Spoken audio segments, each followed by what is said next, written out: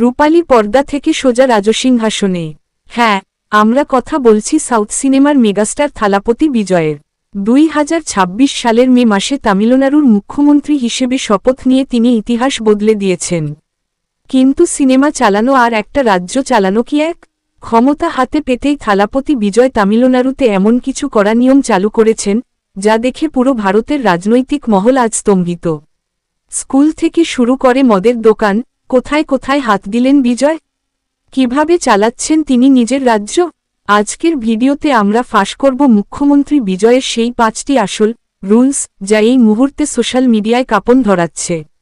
Skip না করে শেষ পর্যন্ত দেখুন, কারণ শেষের নিয়মটা শুনলে আপনিও বলবেন, একেই বলে আসল হিরো। মুখ্যমন্ত্রী হওয়ার পর বিজয়ের প্রথম বড় টার্গেট ছিল শিক্ষা ব্যবস্থা।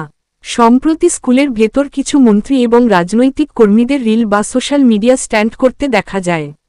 ব্যাস, থালাপতি বিজয় সঙ্গে সঙ্গে ক্যাবিনেট মিটিংয়ে আধিকারিকদের বাইরে যেতে বলেন এবং মন্ত্রীদের কড়া হুঁশিয়ারি দেন। তার স্পষ্ট নিয়ম, সরকারি স্কুল পড়াশোনার জন্য কোনো রাজনৈতিক প্রচার বা রিল বানানোর জায়গা নয়। তিনি বাইরের কোনো রাজনৈতিক দলের কর্মীদের স্কুলে ঢোকা সম্পূর্ণ নিষিদ্ধ করে দিয়েছেন, যাতে ছাত্রছাত্রীদের মগজধোলাই না করা হয়। নির্বাচনে জেতার আগে বিজয় প্রতিশ্রুতি দিয়েছিলেন তামিলনাড়ুকে মাদকমুক্ত সমাজ উপহার দেবেন। আর মুখ্যমন্ত্রী হওয়ার মাত্র 48 ঘণ্টার মধ্যে তিনি কি করলেন জানেন? তিনি একটি ঐতিহাসিক নির্দেশ জারি করে মন্দির, মসজিদ, চার্চ, স্কুল, কলেজ এবং বাস স্ট্যান্ডের কাছাকাছি থাকা 717টি সরকারি ট্যাসম্যাক মদের দোকান সরাসরি বন্ধ করার আদেশ দেন। এই এক চালে তিনি রাজ্যের নারী সমাজ ও পরিবারের মন জিতে নিয়েছেন। সিনেমাটিক স্টাইলে দেওয়া কথা যে বাস্তবেও রাখা যায়, বিজয় তা প্রমাণ করে দেখালেন। সাধারণত কোনো রাজ্যের মুখ্যমন্ত্রী যখন রাস্তায় বের হন, তখন মাইলের পর মাইল রাস্তা ব্লক করে দেওয়া হয়, সাধারণ মানুষ ট্রাফিকে ফেঁসে থাকে।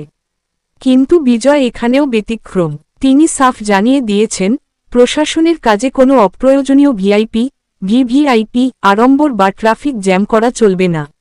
তিনি নিজে যখন কোনো প্রজেক্ট ইন্সপেকশনে যান, তখন কোনো সাধারণ মানুষের যাতে সমস্যা না হয়, সেদিকে কড়া নজর রাখা হয়।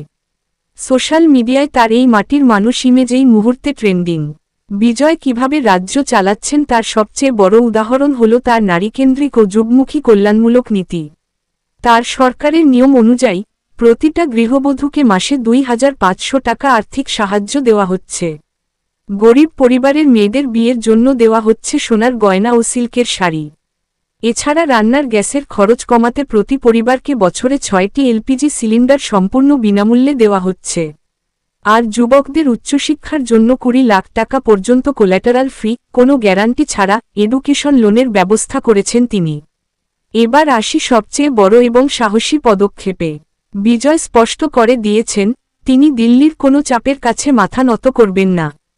কেন্দ্রীয় সরকারের প্রস্তাবিত লোকসভা আসন পুনর্বিন্যাস বা ডিলিমিটেশন বিল এর বিরুদ্ধে তামিলনাড়ুই প্রথম রাজ্য হিসেবে বিধানসভায় প্রস্তাব পাস করেছে।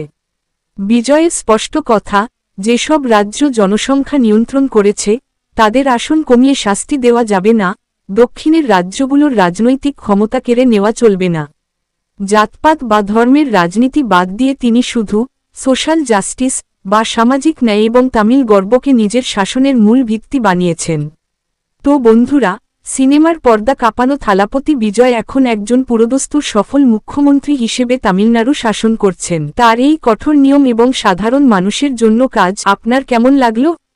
আপনার কি মনে হয় বিজয়ের এই মডেল দেখে বাকি রাজ্যের মুখ্যমন্ত্রীদেরও কিছু শেখা উচিত? কমেন্ট বক্সে আপনার মতামত অবশ্যই জানান। ভিডিওটি ভালো লাগলে একটি লাইক দিন এবং থালাপতি বিজয়ের ফ্যানদের সাথে এটি এখনই শেয়ার করুন। এই রকম আরও ধামাকাদার ইনফরমেটিভ ভিডিও পেতে আমাদের চ্যানেলটিকে সাবস্ক্রাইব করে বেল আইকনটি প্রেস করতে ভুলবেন না। अगर आप चाहते हो कि मैं प्रधानमंत्री बनूं तो अभी मुझे फॉलो करो और कमेंट में मेरा नाम लिख के बताओ कि आप मेरे साथ हो या नहीं।